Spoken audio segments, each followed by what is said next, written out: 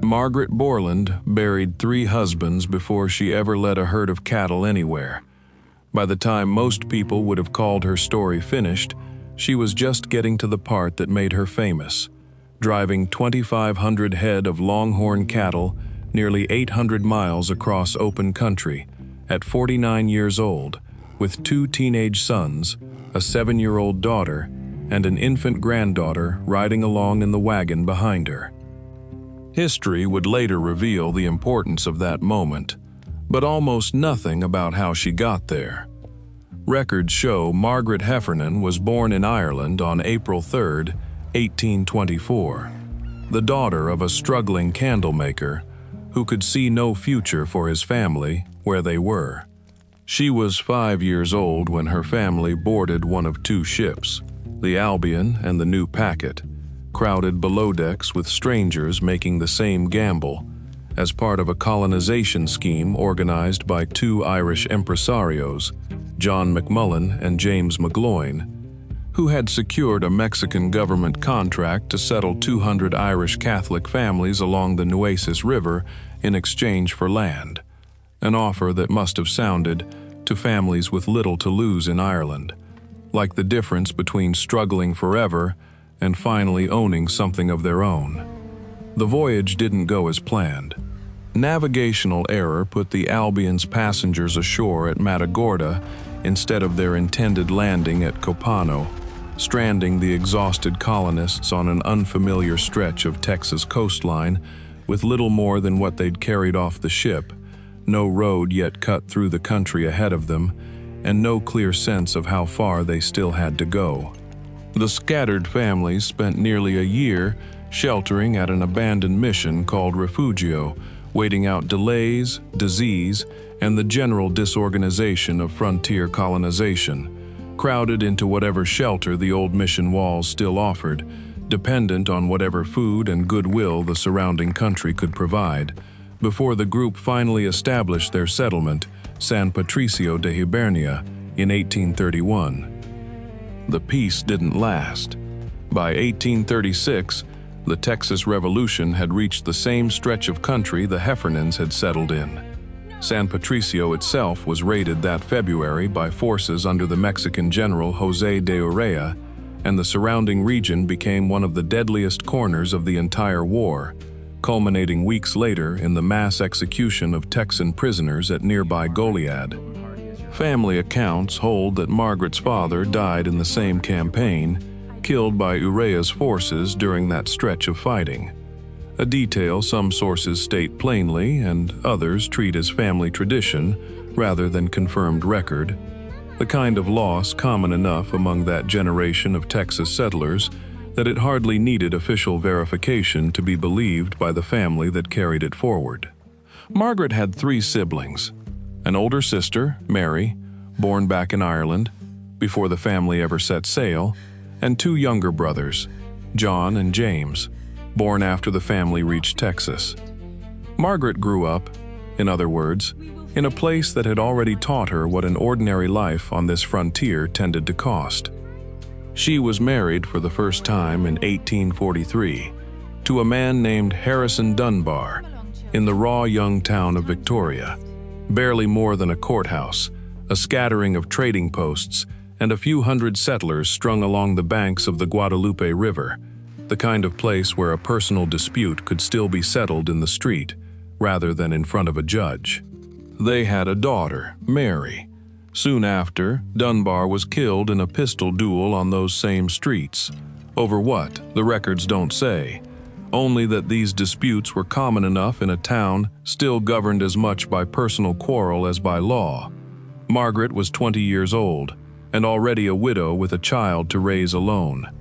2 years later, she married again, Milton Hardy, a rancher. Together, they assembled 2,900 acres near Victoria and a working herd of their own, the actual foundation of everything that came later.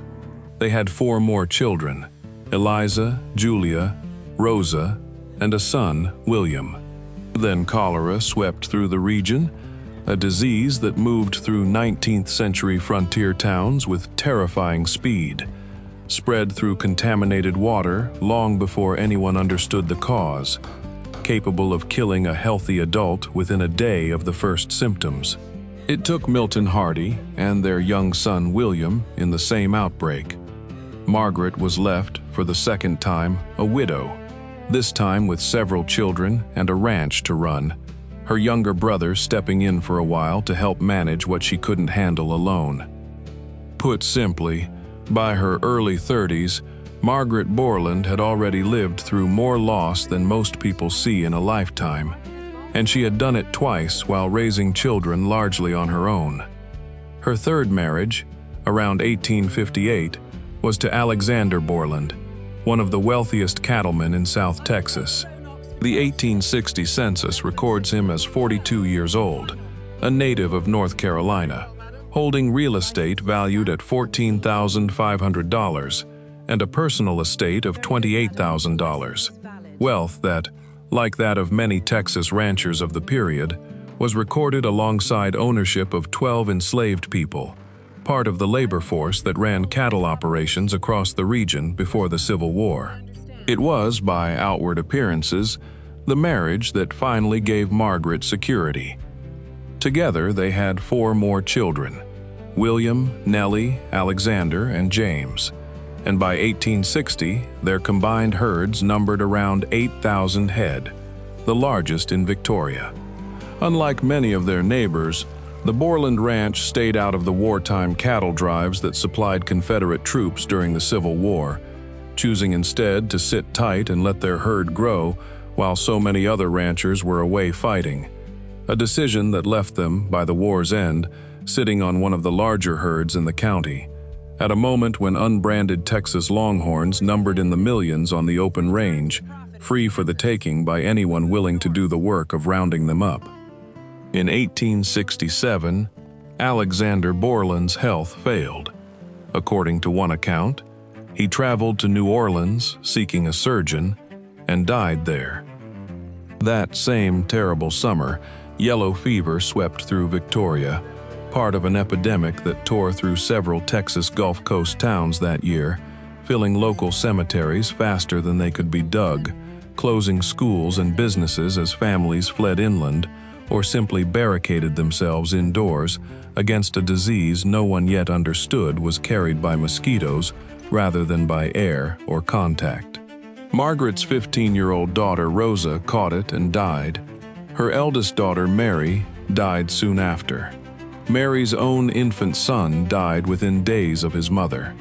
Of the 9 children Margaret had given birth to across 3 marriages, Mary, Eliza, Julia, Rosa, William, Nellie, Alexander, and James, only 3 would live to adulthood.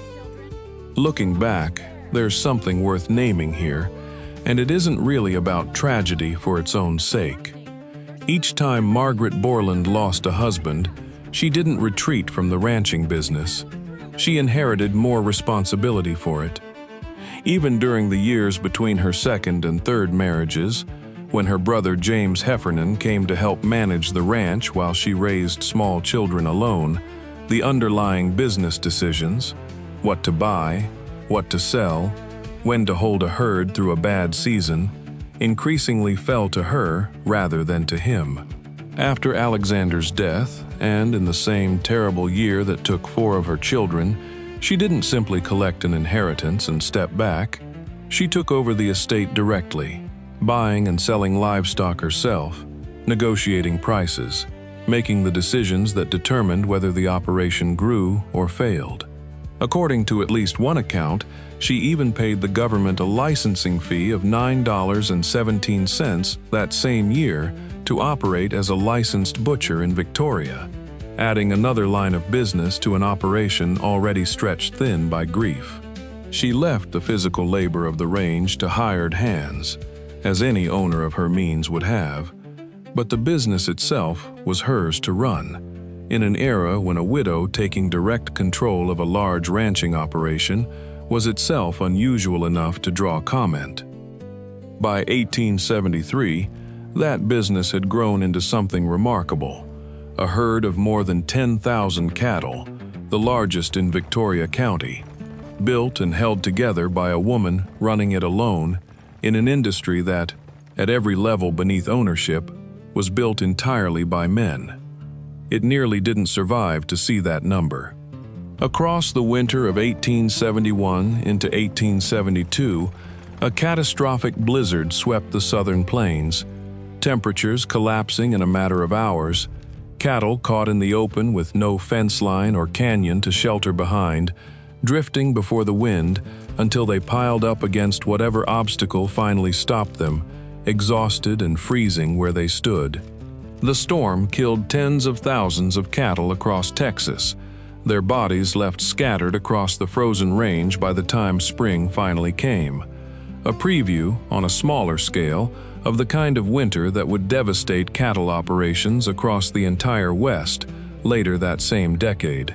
Margaret's herd took heavy losses along with everyone else's. What she had left, coming out of that winter, still represented most of what she owned in the world.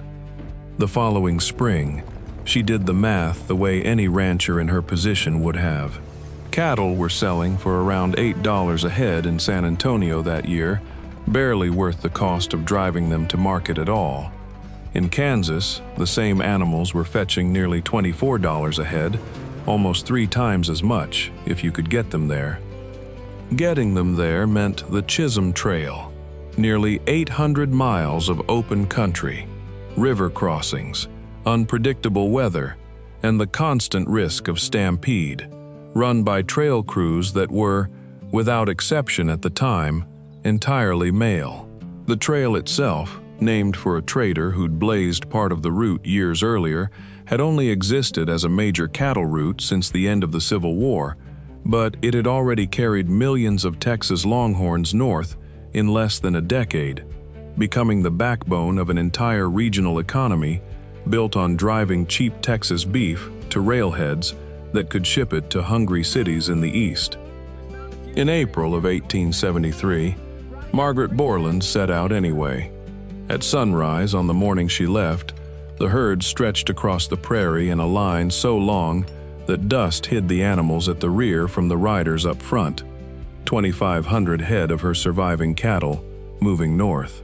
She brought her 3 remaining children, 2 teenage sons, around 14 and 16, and a young daughter, around 8, along with a 6-year-old granddaughter, her 25-year-old nephew, and a crew of hired trail hands to do the physical work of the drive. She herself rode as trail boss, the person legally and financially responsible for the herd, the money, and every decision along the way, from where to cross a swollen river to how to handle a crew that had likely never taken orders from a woman before in their working lives, on a route that, for long stretches, crossed contested Indian territory before it ever reached Kansas. Contemporary accounts, and later historians, describe her as the only woman known to have led her own cattle drive on the Chisholm Trail, though, as with much of this era, the full record of who else may have quietly done the same, and simply left no trace of it, is impossible to know for certain. It's easy to focus on the achievement itself, but what stands out is what it actually required. It wasn't glamorous. It was river crossings with children in tow, weeks of dust and heat, cattle spooked by thunder, or the smell of a stranger's campfire, the ever-present danger of a nighttime stampede, tearing through camp before anyone could reach the herd, and the ordinary exhaustion of managing thousands of animals across unfamiliar country, day after day, for 2 straight months, undertaken by a woman who had already buried 3 husbands and 6 of her own children, and who had, by every account, no particular reason left to trust that the world owed her anything easy.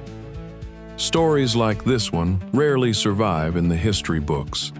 If you want the next one to find you, this is a good moment to subscribe. The drive succeeded.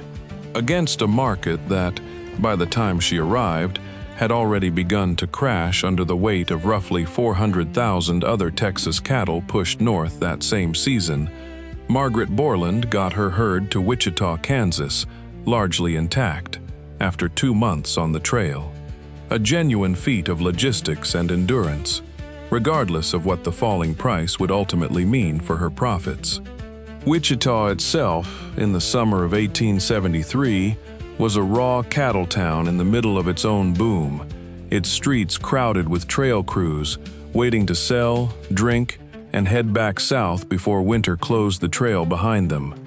The local paper took note of her arrival that June, describing her, in print, as showing more business sense than plenty of the cattlemen twice her size. Margaret and her family settled in to wait for the market to recover enough to make the drive worthwhile, the same as every other outfit that had arrived that season. She never got to sell it.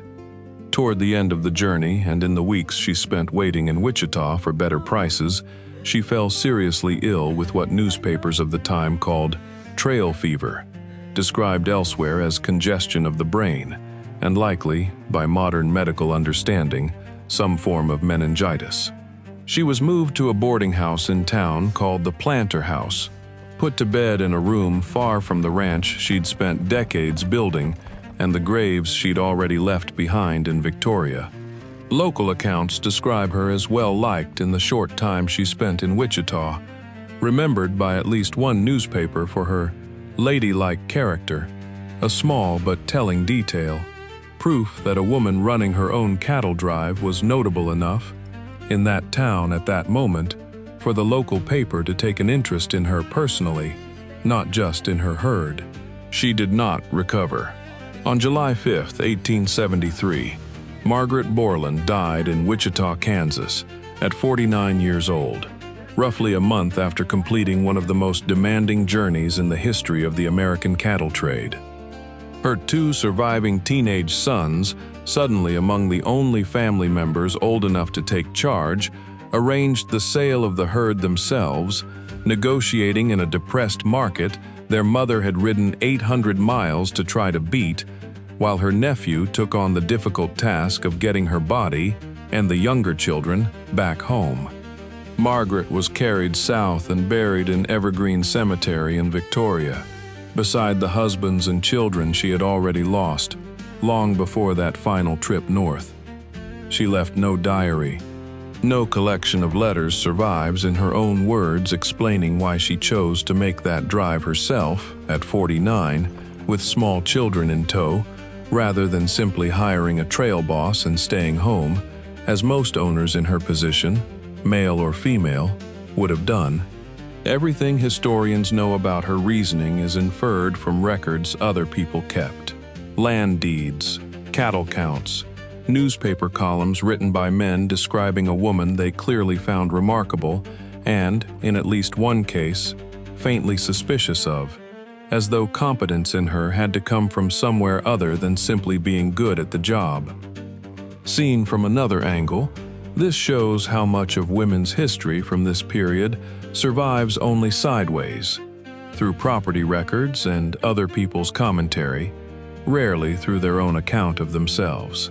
Margaret Borland ran one of the largest cattle operations in South Texas for years, through 3 marriages, 9 children, 2 epidemics, and a blizzard that wiped out ranchers twice her size.